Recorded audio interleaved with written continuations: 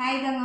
நம்ம முன்னாடி நம்ம கேமராமேன் யாரு என்னங்கறத நான் ஒரு வீடியோ ஷார்ட்ஸா போட்டிருந்தேன். அதுல கமெண்ட் வந்துச்சு. அந்த கமெண்ட் நான் இதுல ஆட் பண்றேன். நான் தப்பா சொல்லல. யாரும் என்ன தப்பா நினைச்சாலும் பரவாயில்ல. நான் லாங் வீடியோலயும் சரி ஷார்ட்ஸ்லயும் சரி நாங்க 3 பேர் இருக்கிற வீடியோல வீட்டுல இருந்த கேமரா செட் பண்ணுவோம். வெளியில போற மாதிரி இருந்துச்சுன்னா என் மாமா வர சொல்லுவேன். நான் பல டைம் சொல்லியிருக்கேன், எல்லாத்துக்கும் சொல்லியிருக்கேன், நான் வீடியோலயே சொல்லியிருக்கேன். ஆளை மட்டும் நான் காமிக்கல.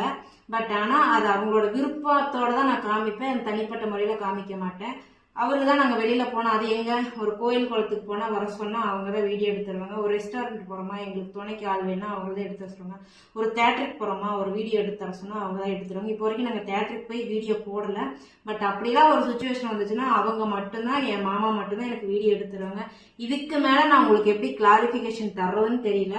வீட்டுல இருக்கும்போது ஸ்டாண்டு, வெளியில போனா அவரு, நான் கூப்பிட ஹெல்ப்புக்கு வேணா மாமா வரீங்களா,